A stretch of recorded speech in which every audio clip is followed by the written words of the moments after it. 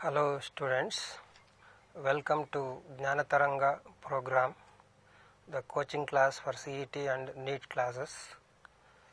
And in today's session, the discussion will be on hydrogen, S block and group 13 and 14 of P block, which you have learnt in first PU. And before we go to the questions, let us recall some of the important aspects or concepts which we have learnt in those topics. So the first topic is hydrogen, and you know the hydrogen exists has three isotopes: ordinary hydrogen, or it is also called protium, heavy hydrogen or deuterium, and radioactive hydrogen or tritium. Protium denoted as 1H1, deuterium 1H2 or D, and tritium 1H3 or T. For your information, the protium is the only isotope of hydrogen or the element in the periodic table which has 0 neutrons in its nucleus, and hydrogen can be manufactured by the electrolysis of acidified water. By passing electric current through water, you get hydrogen and oxygen gases. So the hydrogen can also be prepared by the reaction of steam or hydrocarbon with coke. So and C plus H2O gives you CO plus H2. The mixture of CO and H2 is called water gas, or it is also called synthetic gas or syngas, as it is used in the manufacture of methanol. And hydrides are the compounds of hydrogen with other elements. We have got different types of hydrides. The first one is ionic or salt-like or saline hydrides. These are normally formed by the reaction of alkali and alkaline earth metals. I mean to say the elements of group 1 and 2, which are highly electropositive, and the thermal stability of these hydrides, alkali metal hydrides as well as alkaline earth metal hydrides, decreases from lithium hydride to cesium hydride in alkali metals and CaH2 to BaH2 in alkaline earth metals.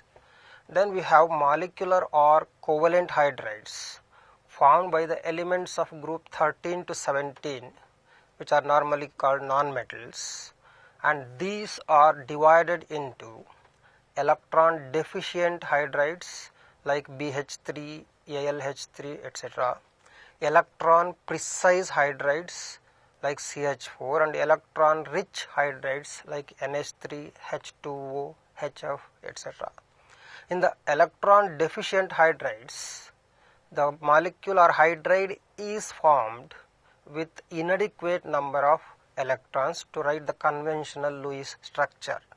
If the electrons available are enough or sufficient to write the conventional Lewis dot structure, the hydride will be electron precise hydride, and in electron rich hydride you will have the excess electrons in the form of lone pair. In the hydrides such as NH3, you have got one lone pair of electron on nitrogen, and in H2O you have got two lone pairs of electrons on oxygen, and similarly in HF you have got three lone pairs of electrons on fluorine atom. And then you have metallic or interstitial hydrides. So these are normally formed by the transition elements or the D block elements, except the elements of groups 7, 8 and 9. They are also called non-stoichiometric hydrides, and these are formed when hydrogen gas is trapped into the cavities of or empty spaces between the metal atoms in the transition metal crystals. Since the number of cavities or the number of hydrogen atoms which are trapped is different from crystal to crystal, you cannot have a specific stoichiometry for the formula for these kind of hydrides, and hence they are called interstitial hydrides. Coming to hardness of water, temporary hardness of water is due to the bicarbonates of calcium and magnesium, and the temporary hardness can be removed by heating hard water. When you boil hard water, the soluble bicarbonates are converted into insoluble carbonates, and hence the precipitate of calcium carbonate can be filtered off to get the soft water. In Clark's method, the temporary hardness can be removed by adding calcium hydroxide. So the calcium hydroxide reacts with calcium bicarbonate and converts it into the precipitate of calcium carbonate, which can be filtered off. The permanent hardness of water is due to chlorides and sulfates of calcium and magnesium, and it can be removed by adding soda lime. In soda lime method, it can be removed by adding sodium carbonate. So during which the bicarbonates of and chlorides of calcium and magnesium react with what is called Na2CO3 to form carbonates of calcium and magnesium. And in the ion exchange method, calcium and magnesium ions are exchanged by the addition of inorganic ion exchangers such as zeolite. So that is Na2Z, where Z is nothing but hydrated aluminum silicate. So the equation for the ion exchange method is Na2Z, which is called sodium zeolite. When it is added to hard water, the calcium ion present in the hard water gets exchanged, or it replaces sodium to form CaZ, and thereby the permanent hardness of water can be removed. And in the S block mainly consists of the elements of group 1 and 2. The first group elements are metals, are normally lithium, sodium, potassium, rubidium, cesium and francium of group 1. They are called alkali metals. So alkali metals, the name is derived because the hydroxides of these metals are water soluble bases. So the elements such as beryllium, magnesium, calcium, strontium and barium of group 2, they are called alkaline earth metals. So alkali metals are paramagnetic because of NS1 configuration, in the sense the valence shell of these elements have one electron. On the other hand, alkali metal ions, which are produced by the loss of electron present in the valence shell, are diamagnetic and colorless due to their noble gas configuration with no unpaired electrons. Degree of hydration of alkali metal ions decreases from lithium to cesium. So the relative ionic radii in water also decreases in the same order. The extent of hydration depends on the size. So the lithium ion is the smallest alkali metal ion and is hydrated to a larger extent, and therefore the ionic radii in water decreases from lithium to cesium with increase in size of the cation. Lithium is the lightest, least fusible, least dense and soft of all the alkali metals. So and lithium, it is the lightest metal, and normally these alkali metals are placed in kerosene because of their reaction with H2O. But lithium cannot be stored under water. Cannot be stored under kerosene because it is lightest metal and floats on the surface of the kerosene, and hence it is wrapped in paraffin wax. Although lithium has highest ionization enthalpy as you know is the amount of energy required to remove the electron from the outermost valence shell. Normally in any group, the topmost element will have highest ionization energy. Lithium, being the top element in the group 1, will have highest ionization energy, but still it is the strongest reducing agent because of its large heat of hydration, which is sufficient or which compensates for its high ionization enthalpy. And most metallic elements in the periodic table, because when you move from top to bottom in the first group of alkali metals, the metallic character or tendency to lose electrons or electropositivity as we call increases from lithium to cesium, and hence the most metallic elements in the periodic table are cesium and of course francium. The solubility, the basic strength of oxides increases from lithium oxide to cesium oxide, and similarly the solubility, stability and basic strength of hydroxides also increases in the same order from lithium hydroxide to what is called cesium hydroxide. I mean to say, cesium hydroxide is the strongest alkali metal hydroxide among the first group metal hydroxides. The stability of peroxides and superoxides also increases from sodium oxide to cesium oxide in the same order, and then the superoxides both will go in the same order.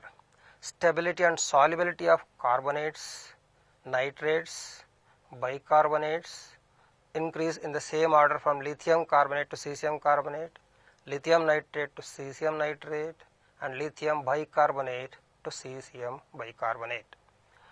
So when you move from lithium to cesium in the alkali metal group, electropositivity, atomic radii, atomic volume, reducing power, solubility of salts and density show an increasing trend.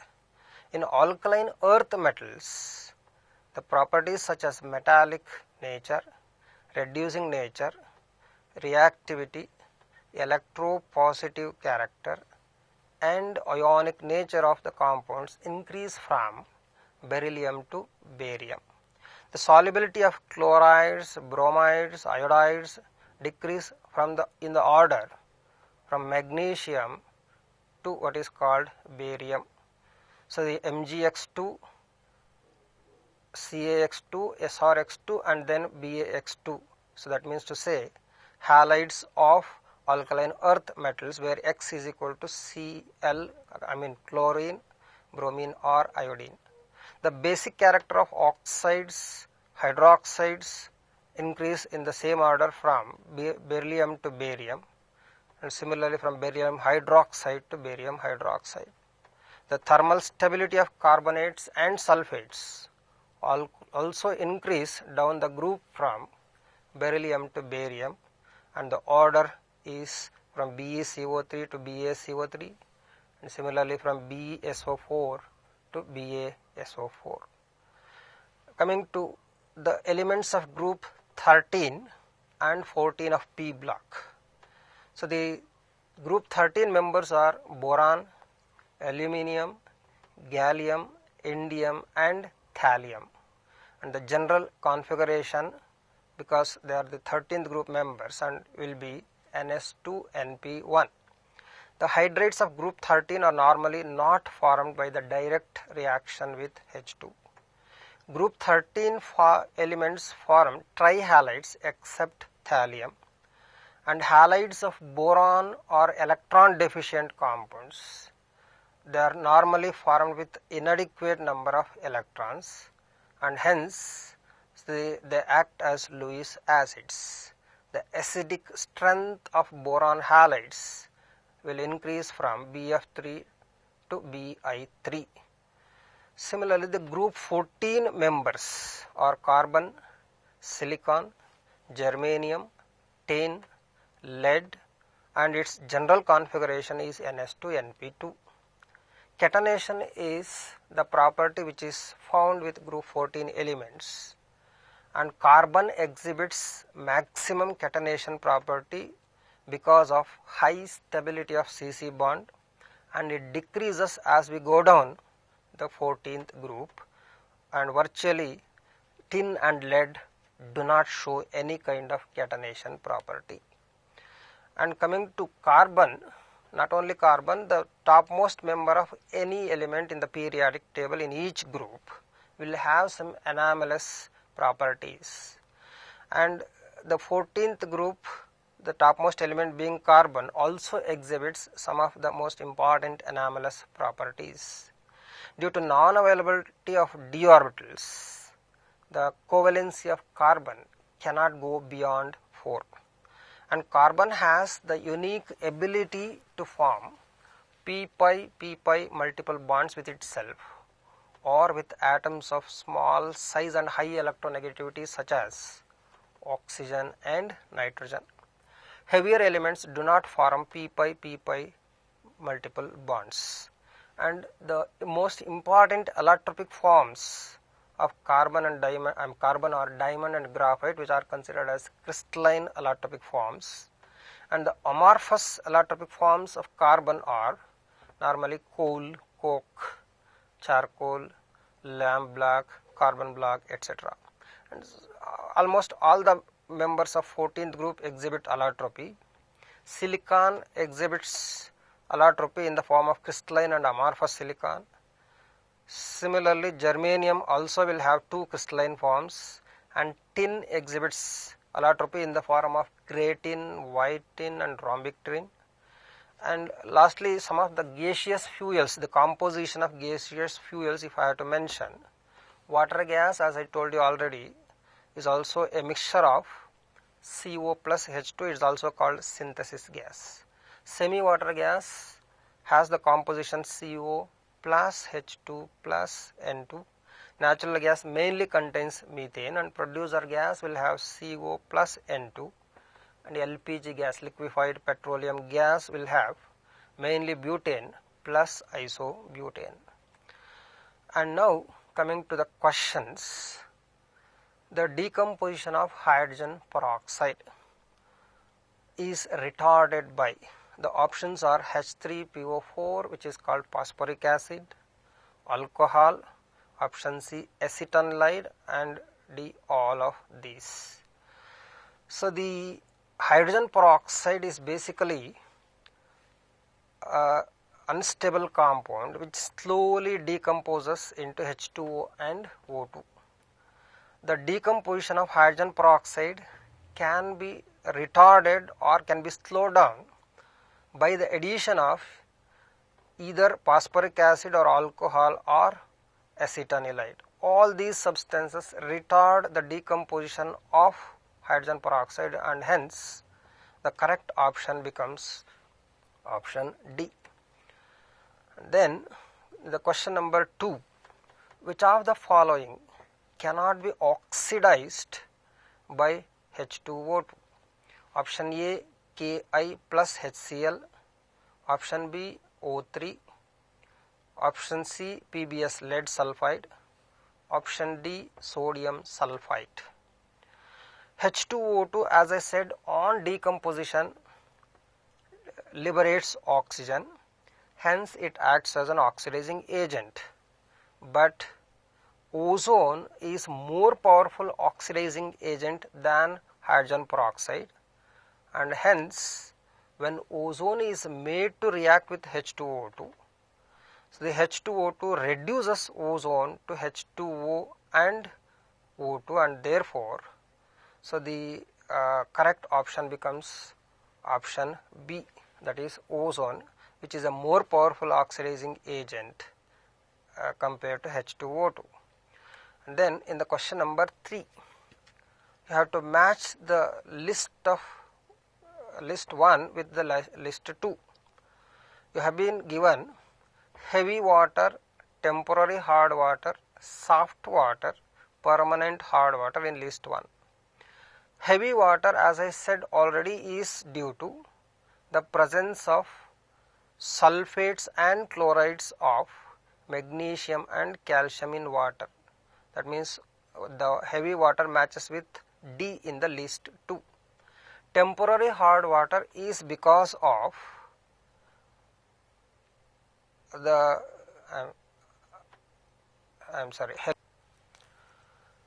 the question number 3, we have to match the items in the list 1 with list 2.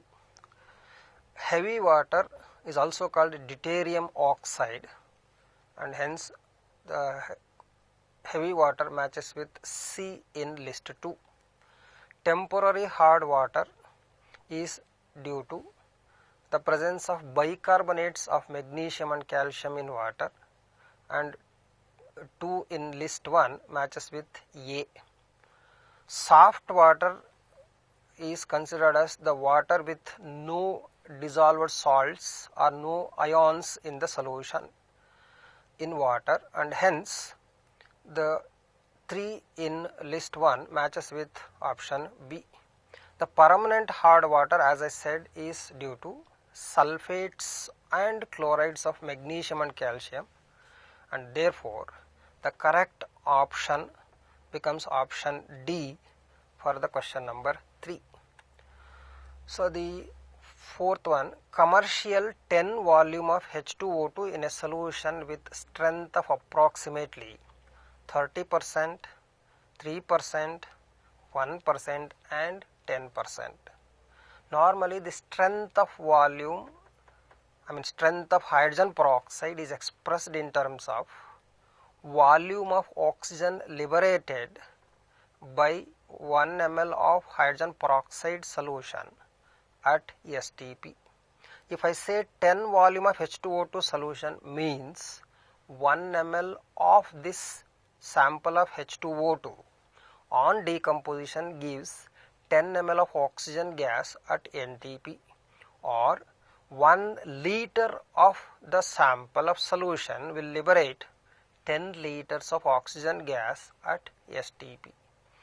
So in the equation 2 moles of H2O2, that means to say 2 into 34, which happens to be the molar mass of H2O2, equals 68 gram of H2O2 on decomposition gives you 1 mole of oxygen gas at STP. 1 mole of oxygen gas, you know, has a volume of 22.4 liters at STP. Obviously 22.4 liters of oxygen gas at STP is obtained from 68 gram of hydrogen peroxide. Therefore 10 liters of oxygen gas at STP will be obtained from 68 by 22.4 into 10, which gives you 30.357 gram of hydrogen peroxide.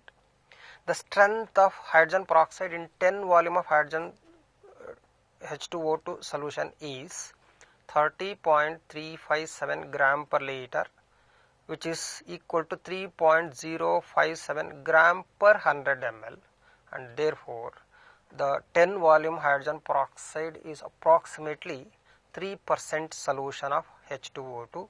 The correct option becomes option B. The question number 5, H2O2 when added to a solution containing KMNO4 and H2SO4. KMNO4 mixed with sulfuric acid is called acidified KMNO4, which is a powerful oxidizing agent.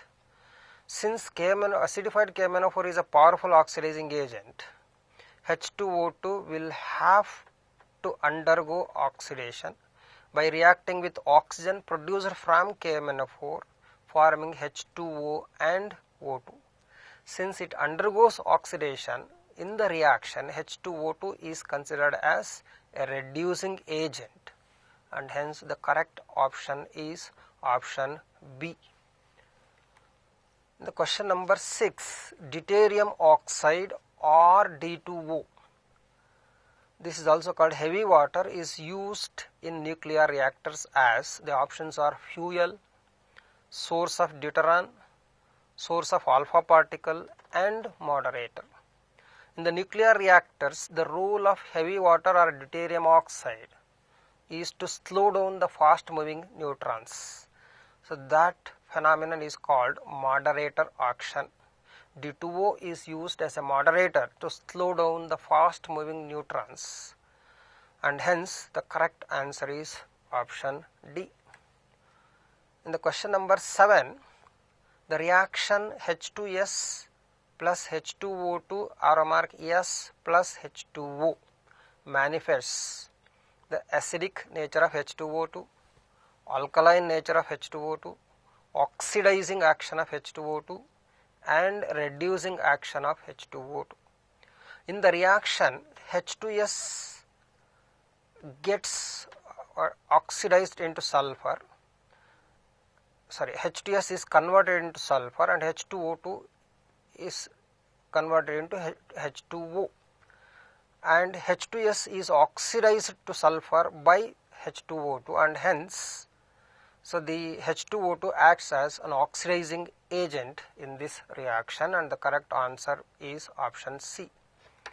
In the question number 8, hydrogen resembles halogens in many aspects for which the several factors are responsible, and the most important factor among that you have to find out. Option A is its tendency to lose electron from a cation. Option B is its tendency to gain single electron in its valence shell to attain stable electronic configuration, its low negative electron gain enthalpy value, and its small size. Hydrogen is one element which can be placed in first group as well as 17th group. It is placed with alkali metals because of its 1s1 configuration. Hydrogen has the ability to lose electron to form H plus, and therefore it is placed in first group. When it comes to 17th group is concerned, which is the halogen family, all halogens will gain one electron and form the stable inert gas configuration, and therefore hydrogen also gains one electron to form H minus ion, which is called hydride ion. Its tendency to gain electron in its valence shell and attains the stable 1s2 configuration is the reason for its resemblance with halogen family, and obviously the correct answer is option B.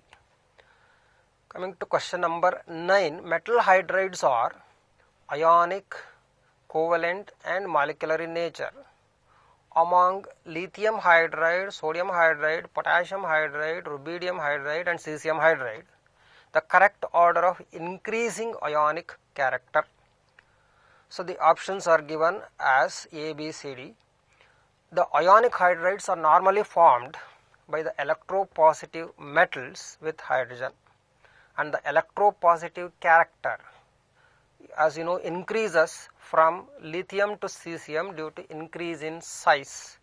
With increase in size, cesium has a tendency to lose the electron very easily, and therefore it is considered as highly electropositive metal. And the decrease in ionization enthalpy is again because of the increase in size from lithium to cesium. Obviously, cesium hydride will be highly what is called ionic character, and lithium, the ionic character of alkali metal hydrides will definitely increase from lithium to cesium, and therefore the correct option becomes option B. In the question number 10, HOH bond angle in water molecule.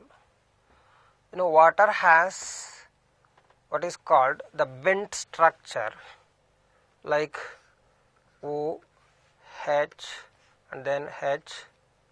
The bond angle is 104.5 degree, and that is because of the presence of two lone pairs of electrons on oxygen atom. The hybridization in oxygen of water molecule is sp3. Normally in case of sp3 hybridization, the bond angle expected is 109 degrees 28 minutes. But because of the presence of lone pair of electrons on the oxygen atom, there will be a repulsion between lone pair and bond pair, and because of the repulsion, the bond angle is reduced from 108 degree to 104.5, and hence the correct option becomes option D. In the question number 11, water contracts on heating from what is called 200 degrees centigrade, from 0 to 4 to 273, and then from 10 to 20. Normally when any liquid or a solid is heated, its volume increases. However, water has extensive hydrogen bonding when it is freezed into ice. Because of extensive hydrogen bonding, so the oxygen atoms in ice are tetrahedrally arranged with many vacant spaces. So the vacant space present in ice is responsible for low density of ice, and that's the reason why ice floats on the surface of water. Anyway, when you heat ice or water from 0 degree centigrade to 4 degree centigrade, instead of expansion or instead of increase in volume, the volume decreases because the hydrogen bonds are broken and the water molecules will occupy those vacant spaces, thereby leading to contraction. However, this effect is observed up to 4 degree centigrade, and beyond 4 degree centigrade the normal increase or expansion due to heating effect would dominate over the decrease in volume caused because of the breakage of hydrogen bonds, and therefore at 4 degree centigrade water will have what is called minimum volume or maximum density, and therefore the correct option for question number 11 is option B. To question number 12, 2 gram of aluminium metal is treated separately with excess of dilute sulfuric acid as well as sodium hydroxide solution, and the ratio of volume of hydrogen evolved is option A 2:3, option B 1:1, option C 2:1, option D 1:2.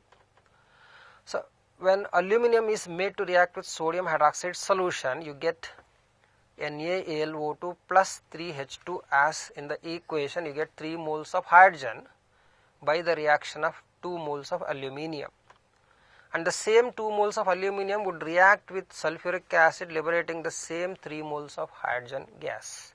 Obviously, the ratio of volumes of hydrogen evolved will be 3:3 or 1:1, and hence the correct option is option B. To question number 13, when 2 ice cubes are pressed over each other, they unite to form 1 cube, and which of the following force is responsible to hold them together? And as I said, ice has got extensive hydrogen bonding. Because of the tendency to form more of hydrogen bonds, the ice cubes unite together, and hence the correct option for question number 33 would be option A, which says hydrogen bond formation. Into question number 14, the number of moles of hydrogen gas in 0.224 liters of hydrogen gas at STP, that is 273 Kelvin, and 1 atmospheric pressure is, the options are 0.1, 0.01, 0.001 and then 1. And as you all know, the molar volume of any gas is 22.4 liters at STP, that is the volume occupied by 1 mole of any gas at STP. That means to say 22.4 liters of hydrogen gas at STP corresponds to 1 mole of hydrogen gas. Obviously 0.224 liters of hydrogen gas at STP will have 1 divided by 22.4 into 0.224, that is 0.01 moles, and hence the correct answer is option B. Into question number 15, the molarity of pure water at 277 Kelvin. So the options are 55.5 moles, 1 mole, 2.5 mole, 5 molar. Molarity represents the number of moles per liter or per decimeter cube. So if you take water at 277 Kelvin, the density of water is 1 gram per ml. That means to say 1 ml of water would weigh 1 gram, and obviously 1000 ml or 1 liter of water would weigh 1000 grams. When you take pure water, 1 liter of pure water, the mass of 1 liter of pure water will become 1000 gram when it is maintained at 277 Kelvin. The number of moles obviously is equal to mass by molar mass of H2O. 1000 grams divided by molar mass of H2O is 18, and that gives you 55.55 moles per liter, which is nothing but the molarity, and hence the correct option is option A. into 16, the correct order of OO bond length in oxygen, H2O2 and O3 are, the options are given. You know, in O2 molecule there is a double bond between two oxygen atoms, and the structure of H2O2 can be written like this. You have got a single bond between two oxygen atoms, whereas in ozone you have got the partial double bond because of resonance. Obviously, a double bond will be shorter than a single bond, and since ozone has got partial double bond, this is oxygen in the ozone, because ozone is a triatomic molecule and ozone has partial double bond. As I said, the longest bond will be the single bond in H2O2, and then comes the partial double bond in ozone, and then comes the clear double bond in O3, and therefore the correct option is what is called option C. And in the question number 17, which of the following terms is not correct for hydrogen? Its molecule is diatomic, which is very much a correct statement, because the formula of hydrogen is normally H2. It exists both as H plus and H minus ion in different chemical compounds. Definitely that is also a valid point. It is the only species which has no neutrons in the nucleus, that is protium or 1H1 has 0 neutrons in its nucleus. That is also a correct statement. And option D, which says heavy water is unstable because hydrogen is substituted by the isotope deuterium. This is, heavy water is more stable than H2O, and the option D is the incorrect statement, and therefore becomes the correct answer for question number 17. Coming to question number 18, which are the following alkali metal ions will have the lowest mobility in aqueous solution? The options are Li plus, Na plus, K plus and Cs plus. So lithium plus ion, due to extensive hydrogen, has lowest ionic mobility.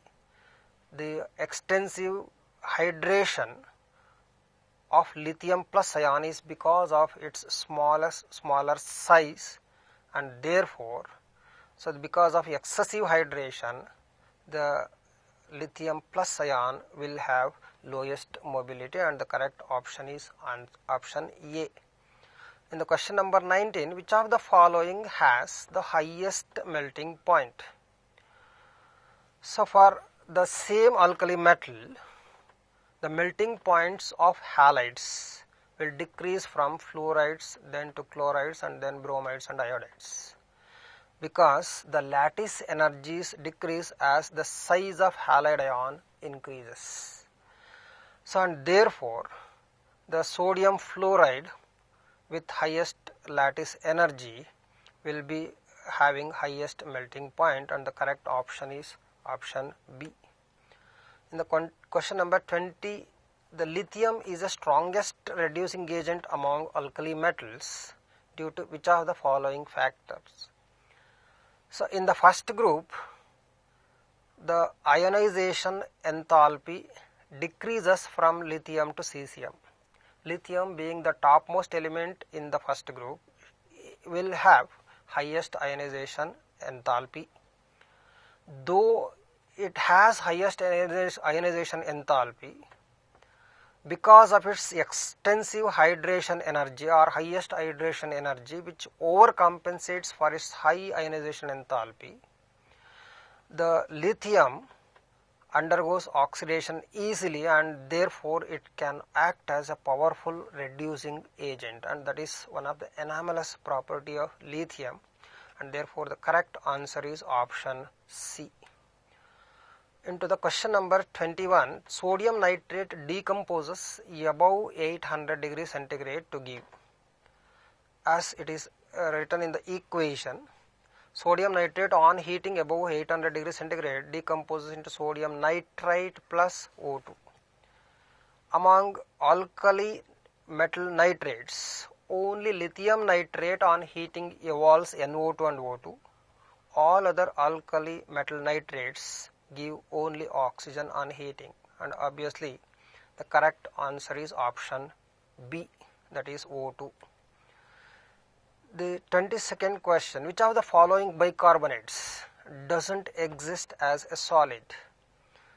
And the lithium hydrogen carbonate or lithium bicarbonate is very much unstable among alkali metal hydrogen carbonates, and it exists only in solution, and therefore the correct option is option D.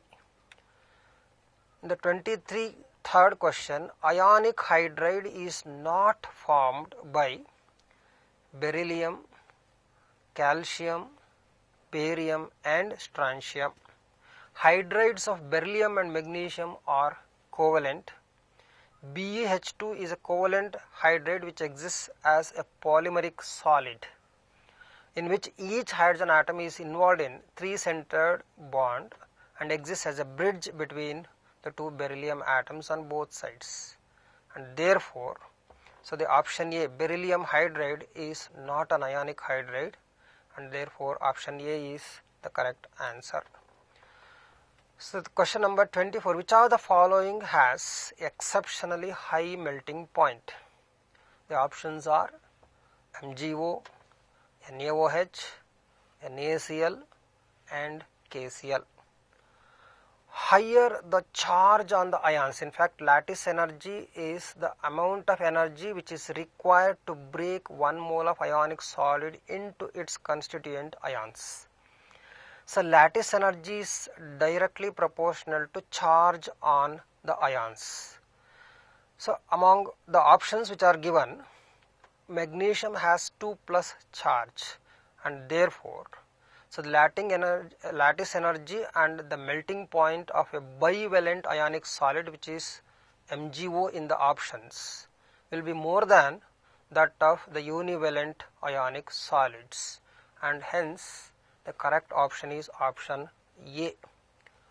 In the question number 25, the ion having highest mobility in aqueous solution.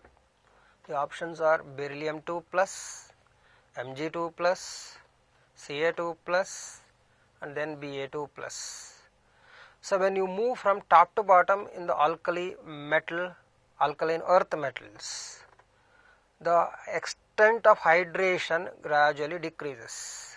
Barium at the bottom of the group is least hydrated, and therefore the size becomes lesser than any other alkaline earth metal atoms. Obviously that will have the highest ionic mobility, and hence the correct option is option D, that is Ba2+. Question number 26, identify the correct statement. Gypsum is obtained by heating plaster of Paris. POP can be obtained by the hydration of gypsum. POP can be obtained by partial oxidation of gypsum, and gypsum contains lower percentage of calcium than plaster of Paris. So we have to find out the correct statement here, and you know gypsum is CaSO4.2H2O, calcium sulfate dihydrate, whereas plaster of Paris is 2CaSO4H2O or CaSO4 half H2O, which is called calcium sulfate hemihydrate.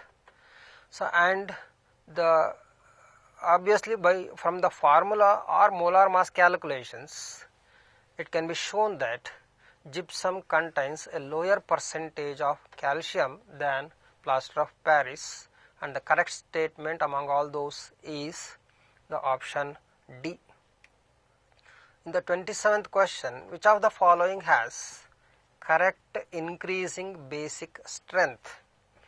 So the oxides of alkaline earth metals are given, and in the alkaline earth metals, the basic character of oxides increases down the group from beryllium to what is called barium. That means to say BeO less basic compared to MgO, less basic compared to BaO, and then the CaO, and then the BaO will have the maximum basic strength, and then therefore the correct order is from BeO to BaO, Obviously, the option B is the correct answer. In the question number 28, the pair of compounds which cannot exist together in the solution. The options are sodium bicarbonate and sodium hydroxide. Option B, sodium bicarbonate and H2O. C, sodium bicarbonate and Na2CO3. D, Na2CO3 and NaOH.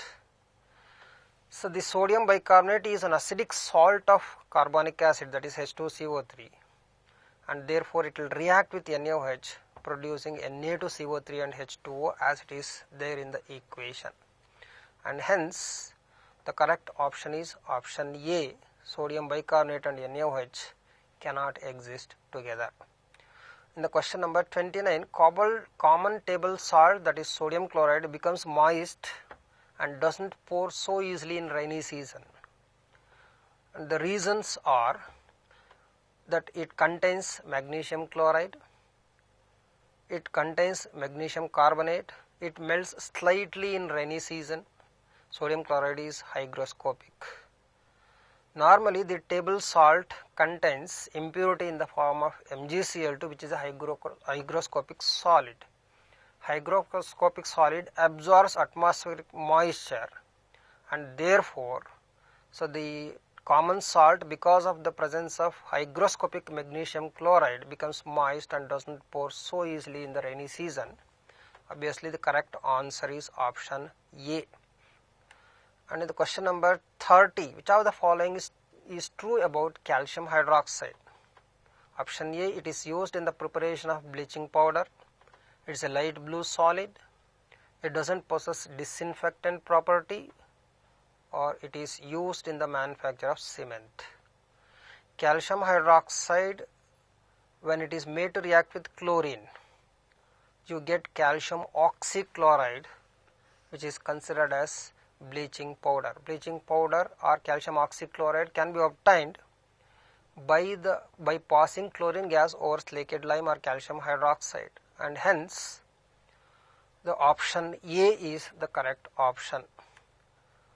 The question number 31, when a crystal of caustic soda is exposed to air, a liquid layer is deposited because sodium hydroxide is considered as a deliquescent solid. Deliquescence is a phenomenon in which a solid absorbs atmospheric moisture and gets converted into liquid state. Sodium hydroxide is deliquescent, and when it is exposed to atmospheric air, it absorbs moisture and CO2 present in the atmosphere and forms sodium carbonate, and therefore the correct option is option B, which says the crystal absorbs moisture and CO2 from the atmosphere. Question number 32, if sodium hydroxide is added to an aqueous solution of Zn2 plus ions, a white precipitate appears, and on adding excess of sodium hydroxide, the precipitate dissolves. In this solution, zinc exists in, the options are cationic and anionic part, no zinc left in the solution, cationic part and anionic part. When sodium hydroxide is added to the salt solution of zinc ions, you get a white precipitate of zinc hydroxide.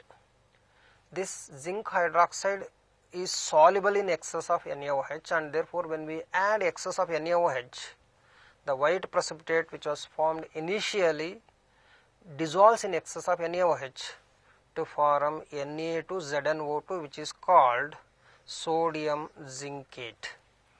This sodium zincate is a clear solution. In solution it gives sodium plus ion and ZnO2 2 minus, that is zincate ion, which is nothing but the anion. So the zinc comes out in the form of zincate ion, that is anion, and therefore the correct option is option D. Question number 32, beryllium shows diagonal relationship with aluminium. Which of the following similarity is incorrect? The diagonal relationship is the similarity in the properties of elements of second period with those elements placed diagonally opposite to them.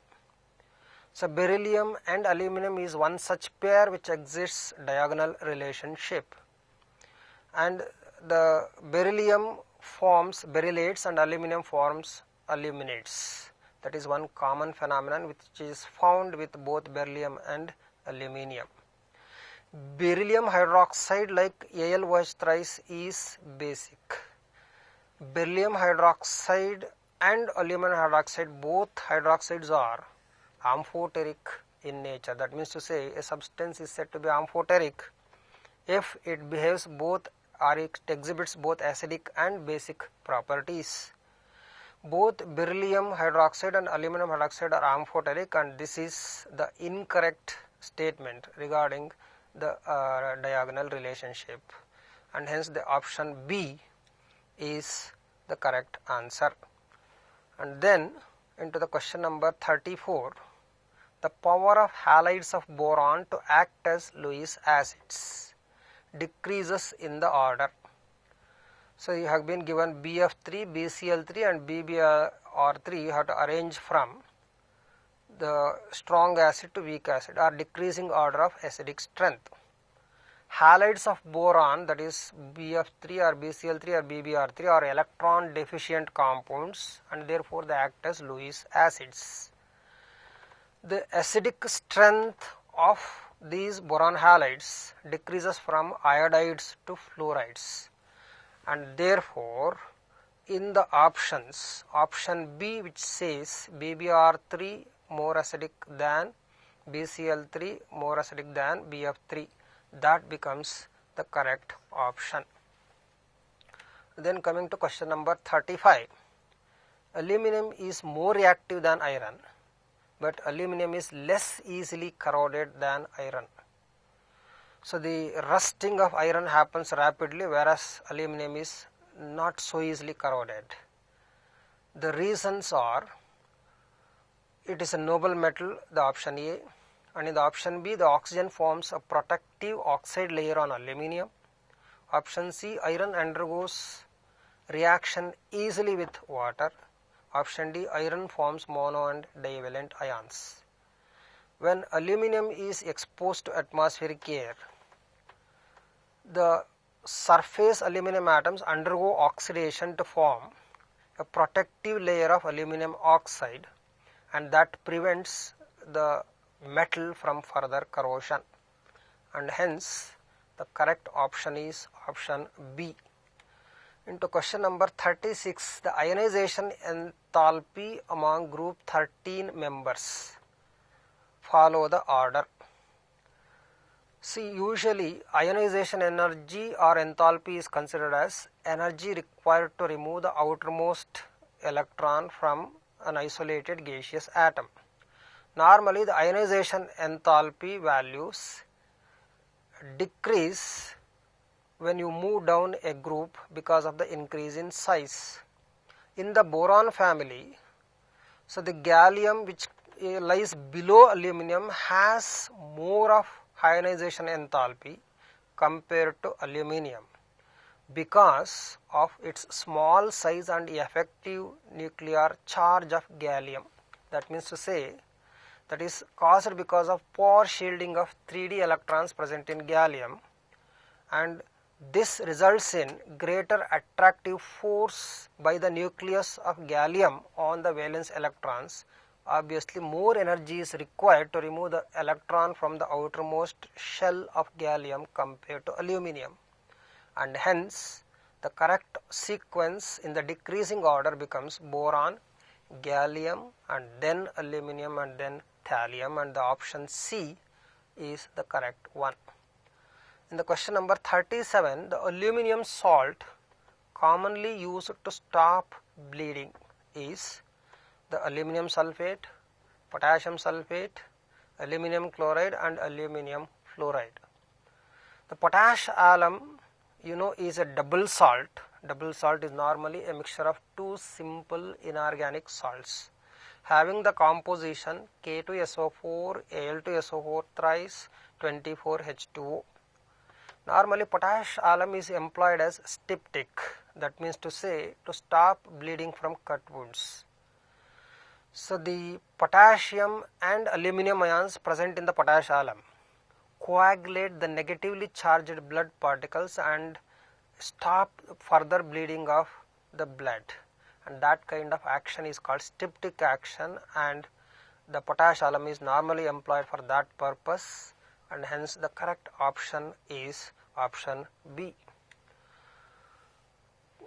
The question number 38, the diamond and graphite are shown to be the allotropic forms of carbon by the fact that diamond is hard but graphite is soft. Normally the allotropic forms are different physical forms of the same element, but the similarity in chemical properties.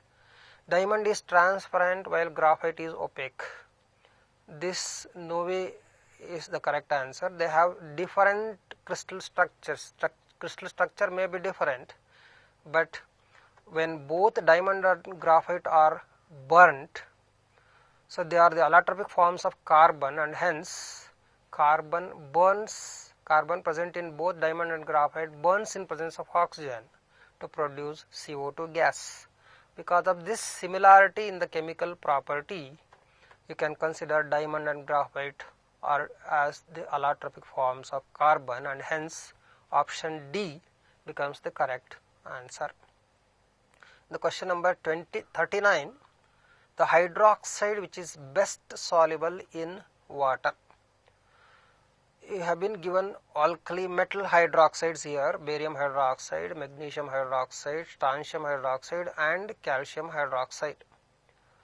The solubility of hydroxides increases from top to bottom when you move down along the alkaline earth metal group because of the decrease in lattice energy. So the bottommost element is barium, and therefore the barium hydroxide will have what is called maximum solubility, and the correct option is option A. In the question number 40, which of the following is used in high temperature thermometry? The options are sodium, gallium, thallium and mercury. Gallium is one such metal which remains as liquid over a wide range of temperature, that is from 303 Kelvin to 2510 Kelvin, and this metal also remains as liquid even when it is cooled below its freezing point of 303 Kelvin, and hence since it exists as a liquid over a wide range of temperature, it is used in quartz thermostats for measuring high temperatures.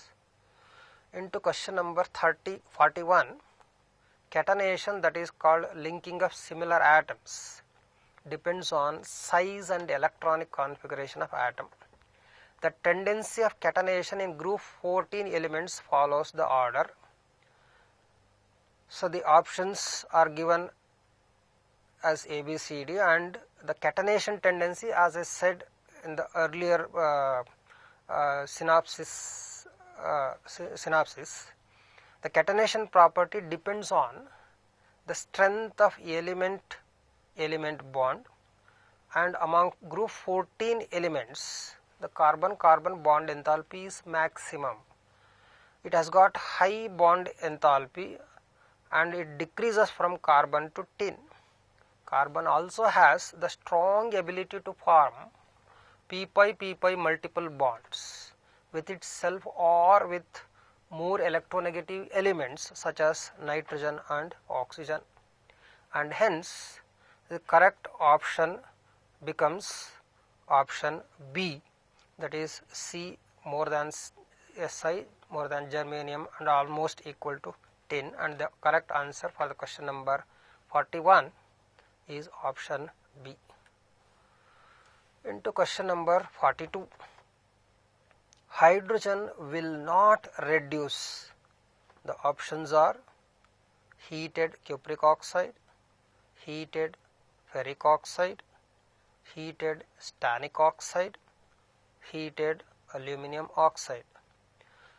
You know, aluminum is less electropositive than, hydrogen is less electropositive than aluminum, and hence hydrogen will not reduce the heated Al2O3, and hence the correct option is option D, that is heated aluminum oxide. The question number 43, which statement is false? That means to say incorrect statement. Option A, water gas is a mixture of hydrogen and carbon monoxide. Producer gas is a mixture of carbon monoxide and nitrogen. Water gas is a mixture of water vapor and hydrogen. Natural gas consists of methane, ethane and gaseous hydrocarbons. As I said, water gas is a mixture of carbon monoxide and hydrogen. It is also called syngas as it is used in the synthesis of methanol. And therefore, the incorrect statement, producer gas definitely is a mixture of carbon monoxide and nitrogen, and natural gas definitely will have methane, ethane and gaseous hydrocarbons. The false or incorrect statement among the four options which are given are the option C, which says water vapor and hydrogen is the constituent of water gas, and therefore the correct option is option C. 44. The boron halides behave as Lewis acids because option A, they are covalent compounds. Option B, have only 6 electrons in the valence shell. Option C, they are ionic compounds. Option D, have a lone pair of electrons on boron atoms. So boron halides, that is BS3, have only 6 electrons, the 3 from boron and the 3 from the halogen atoms around the central boron atom, because the electron configuration of boron, as you know, 1s2, 2s2, 2p1. So therefore 3 electrons of boron will form bonds with 3 halogen atoms, and thus the octet around the central boron atom is not complete. Because of incomplete octet, boron behaves as electron deficient compound or a Lewis acid, and the correct option is option B. In the question number 45, graphite conducts electricity because of option A, weak van der Waals force between layers, covalent bonding between carbon atoms of layers, delocalized electrons in each layer. Option D, sp2 hybridization of carbon atoms in a layer. You know, graphite and diamond are the two allotropic forms, crystalline allotropic forms of carbon. Diamond has the sp3 hybridization, whereas graphite has sp2 hybridization or sp2 hybridized carbon atoms. Because of sp2 hybridization, each carbon is bonded to 3 more carbon atoms with 3 electrons, and the 4th electron of each carbon atom is not involved in bonding and is considered as a delocalized electron, and hence it moves around the hexagonal network of carbon atoms in the graphite, and the conductivity of graphite is due to these kind of delocalized electrons within a layer. In diamond, since all the carbon atoms are involved in bonding, no such free electrons are present, and therefore diamond, for your information, is an insulator, and diamond again is considered as the hardest substance. Anyway, for this question, the question number 45, the conductivity of graphite is because of the presence of delocalized electrons, and therefore option D becomes the correct answer. Option C, delocalized electron in each layer, becomes the correct answer. In the question number 46, gas A is bubbled through slaked lime. When a white precipitate is formed, on prolonged bubbling the precipitate dissolves. On heating the resulting solution, the precipitate appears back with the evolution of gas B. The gases A and B respectively are. So the options are given as CO and CO, CO2 and CO, CO and CO2, CO2 and CO2. When you pass a gas A through slaked lime, that is nothing but calcium hydroxide, you are getting a precipitate in the form of carbonate. Definitely among the options which are given, it should be either CO2 or CO. The precipitate is formed only when CO2 gas is passed through calcium hydroxide, and therefore, so the gas A must become definitely CO2. And when you pass excess of CO2 gas through CaCO3, the precipitate of calcium carbonate is converted into soluble bicarbonate, calcium bicarbonate, and therefore precipitate naturally dissolves. And when you heat that resulting calcium bicarbonate solution, you get back the precipitate because the soluble bicarbonate is converted into insoluble carbonate along with the liberation of what is called CO2 gas, which happens to be the gas B. And hence gas A and gas B are both carbon dioxide or CO2, and the correct option is option D. In the question number 47, which of the following represents the electronic configuration of most electropositive element? So the inert gas configuration with 2s1, 2s2, 6s1 and 6s2 options are given. And you know very well the alkali metals in the periodic table are the most electropositive, and the electropositive character definitely increases down the group. The element at the bottom of first group will have highest electropositivity, and xenon 6s1 being the largest what is called alkali metal atom will be the most electropositive element, and therefore the correct option is option C. 48. The sodium ordinarily doesn't show an oxidation state of +2 because when I write the electron configuration of sodium, we write it as 1s2, 2s2, 2p6 and then 3s1 or neon 3s1. The electron present in the 3s orbital can be easily removed because it is the only electron present in the third shell, and after removal the ion or Na plus ion will have the stable inert gas configuration. So the first ionization enthalpy of sodium will be naturally low, whereas for the removal of second electron you need much higher energy because you are removing the second electron from the stable inert gas configuration, and therefore it has got a high value of second ionization enthalpy, and hence it doesn't show the +2 oxidation state because you have to use more energy to remove the second electron from the sodium atom, and hence the correct option is option B. Into question number 49, which of the following compounds has both ionic and covalent bonds? Among the four options which are given, KCl, KCN, NaH and NaI, you know potassium cyanide is a compound which ionization produces K plus and Cn minus ions, in which you have got a triple covalent bond between carbon and nitrogen, and the bond between K plus and Cn minus ions is ionic, and therefore KCN or option B, the potassium cyanide compound, is an example of a compound which has both ionic and covalent bonds. Into question number 50, the chloride of an element A gives neutral solution in water. In the periodic table, the element A belongs to option A first group, B third group, fifth group, and then D first transition series.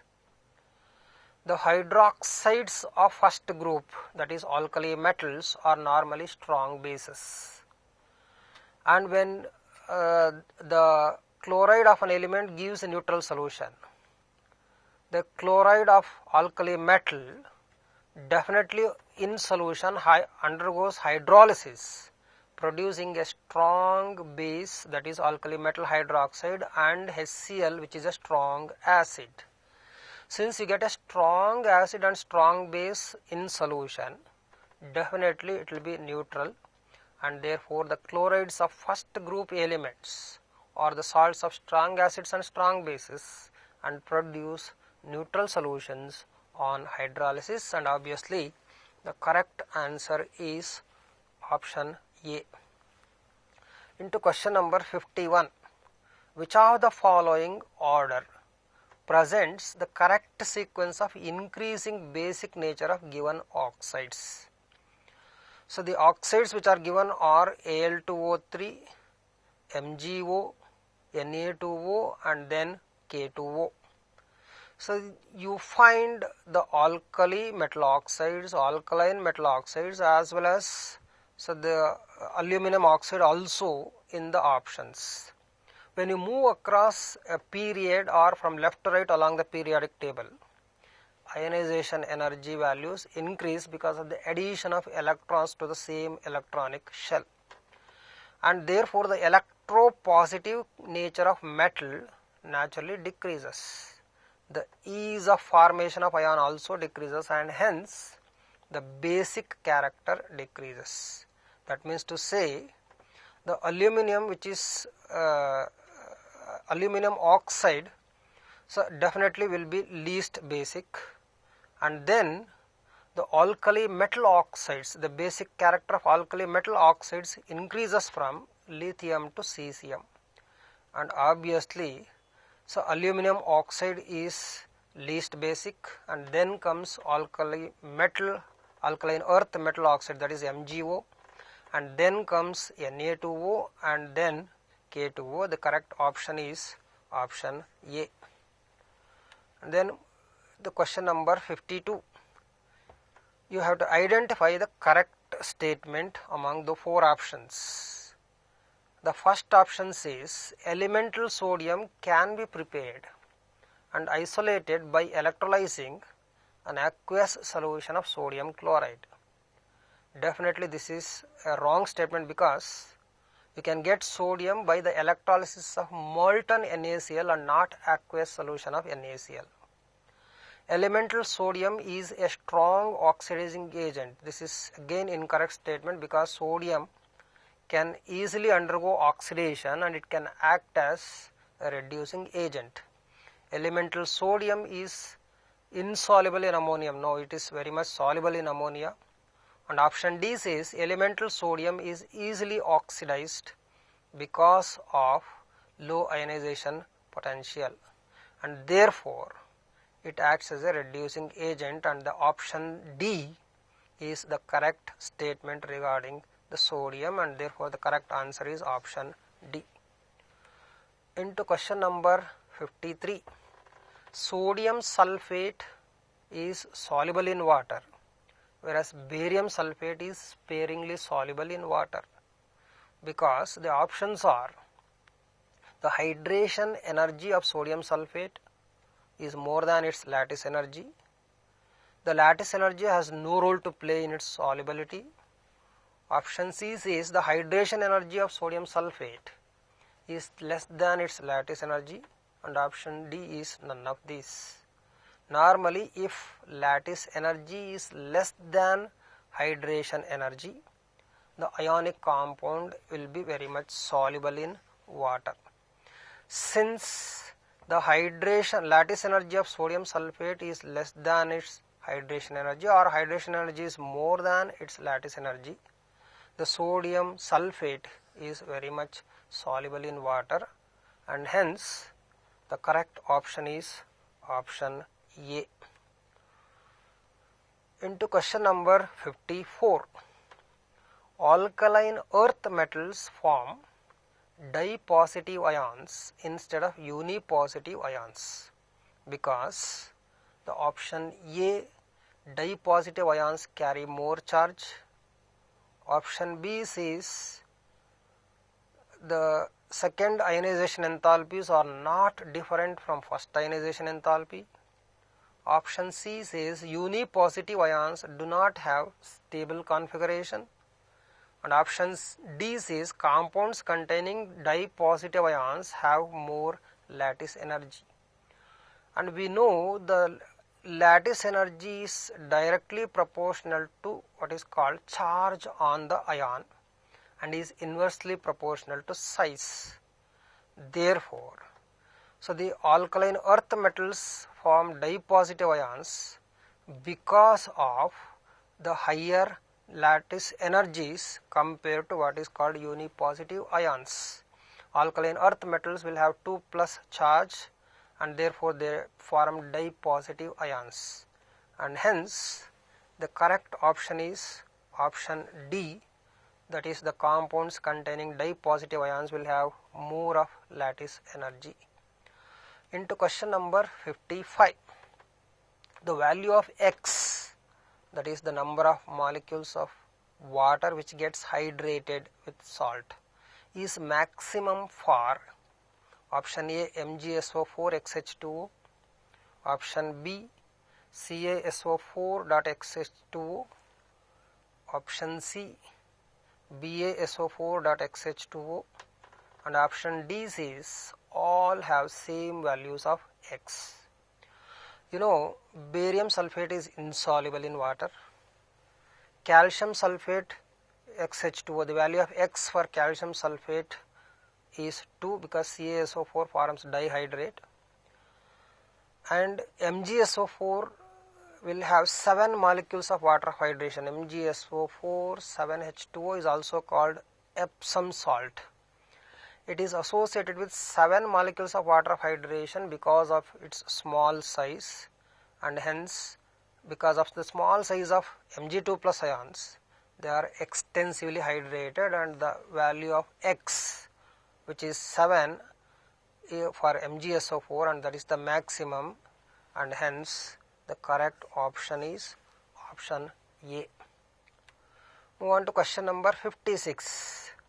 If you react 30 gram of magnesium and 30 gram of oxygen, when magnesium is burnt in oxygen, you get MgO, and the residual mixture contains, the options are 60 gram of MgO, 40 gram of MgO and 20 gram of oxygen. Option C 45 gram of MgO and 15 gram of oxygen. Option D 50 gram of MgO and 10 gram of oxygen. From the equation 2Mg plus O2 gives 2MgO. 2 moles of magnesium, that is atomic mass of magnesium is 24, and therefore 2 into 24 grams of magnesium, that is 48 gram of magnesium, will combine with 1 mole of oxygen, that is 2 into 16 grams or 32 gram of oxygen, during which you get 2 into 24 plus 16, 24 plus 60, that is 40 happens to be the molar mass of MgO. So that means to say, from the equation 48 gram of magnesium on combustion or on reaction with 32 gram of oxygen produce 80 gram of MgO. But we are not reacting 48 gram and 32 gram. Here the problem says we are reacting 30 and 30 grams. Obviously, when 30 gram of magnesium is made to combine with oxygen, out of 30 grams only 20 gram of oxygen is sufficient, because 48 gram will react with 32 gram of oxygen, and therefore 30 gram will react with what is called only 20 gram of oxygen, and hence 30 gram of magnesium require only 20 gram of oxygen, and on combustion it produces 50 gram of MgO. Naturally, the residual mixture will be 50 gram of MgO, which is the product, and 10 gram of oxygen, which remains unreacted out of 30 grams of oxygen, because so the magnesium is totally consumed here, and therefore the residual mixture will have only MgO and 10 gram of oxygen, and the correct option becomes option D for question number 56. Moving on to question number 57. The interaction of 3.42 gram of an alkali metal with water liberates 448 ml of hydrogen gas at STP. The alkali metal is, the options are lithium, sodium, potassium, and then rubidium. You know, all alkali metals will definitely react with water and they form metallic hydroxides. So the metal on reaction with water will have the vigorous reaction with water, for your information, forms metallic hydroxide, and in the process hydrogen gas gets liberated. From the balanced equation, it may be noted that 2 moles or 2 gram atom of metal on reaction with water produce 1 mole of hydrogen gas. So that means to say, so the 1 mole of hydrogen gas or any gas at STP will have a volume of 22.4 liters or 22,400 ml. From the information which is given, 448 ml of hydrogen gas is liberated by the reaction of 3.42 gram of the alkali metal. Therefore, 1 mole of hydrogen gas or 22,400 ml of H2 gas is liberated by 3.42 divided by 448 into 22,400, and if you simplify this, it comes to 171 gram. That means to say 171 gram of metal on reaction with water liberates exactly 1 mole of hydrogen gas.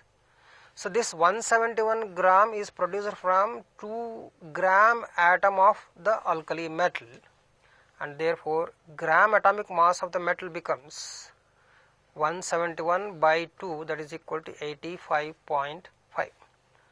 So the atomic mass of the alkali metal is 85.5, which is definitely what is called heavier alkali metal like rubidium, which is there in the option, because lithium, sodium and potassium are all light metals, and therefore the rubidium with option D becomes the correct answer. Moving on to question number 58. Which of the following carbonates will not decompose on heating? The options are option A, calcium carbonate, option B, sodium carbonate, option C, barium carbonate, option D, cadmium carbonate. And among all the 4 options, the only alkali metal carbonates, the exception for that is again lithium carbonate. Only alkali metal carbonates do not decompose on heating. In the 4 options which are given, calcium carbonate, barium carbonate, cadmium carbonate, they are all not regarded as alkali metal carbonates. The only what is called alkali metal carbonate in the 4 options is sodium carbonate, and that will not decompose on heating, and hence the correct option is option B. Moving on to question number 59. Which of the following is most commonly used in photoelectric cells? The options are lithium, francium, potassium and then cesium. See, in the alkali metals, when you go down from lithium to what is called cesium or francium, from top to bottom the values of ionization energy decreases because of increase in size.